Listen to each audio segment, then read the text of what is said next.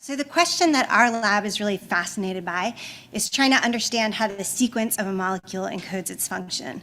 And this is a really difficult problem simply because of the scale. For an average length protein, there are more possible combinations of sequences than there are atoms in the universe. So there's no way that we could test functionally all of the proteins that we might be interested in. And instead, really our best hope is developing models that can accurately and quantitatively predict molecular function from sequence.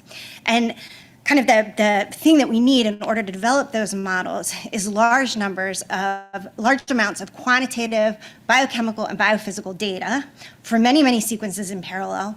And getting there means that we're going to have to develop new high-throughput biophysical and biochemical techniques. That's really the focus of my lab. So we use microfluidics in general, and we've developed three main platforms. The first is based around these microfluidic devices that contain 1,500 reaction chambers controlled by on-chip valves. And by aligning these devices to printed arrays of plasmids, we can recombinantly express, purify, and functionally characterize thousands of proteins in a single experiment. So if we print plasmids that encode enzymes, we can iteratively introduce fluorogenic substrates, so we can measure Michaelis-Menten kinetic and thermodynamic constants for all of these enzymes in parallel. If we print plasmids that encode transcription factors, we can measure binding affinities and kinetics for transcription factor DNA and transcription factor protein interactions in parallel.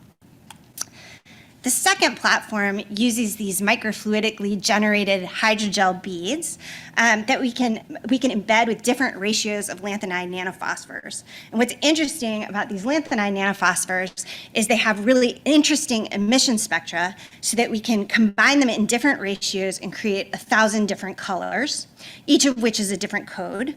By linking molecules to the beads with a one-to-one relationship between the identity of the molecule and the code, this means we can follow 1,000 binding interactions in a single tube. So we've used this for measuring affinities for protein-peptide interactions, for developing fast multiplexed pathogen diagnostics, and more recently we've been settling cells on the surface of these beads for single-cell mechanobiology.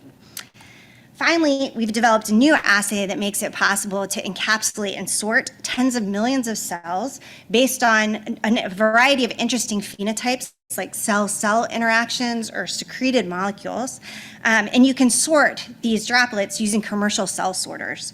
So in all cases, our primary goal is developing technologies so that we can partner with other labs and apply the technologies towards interesting questions and do cool science. So please do reach out to me if you have a system where you think we could collaborate. Thank you.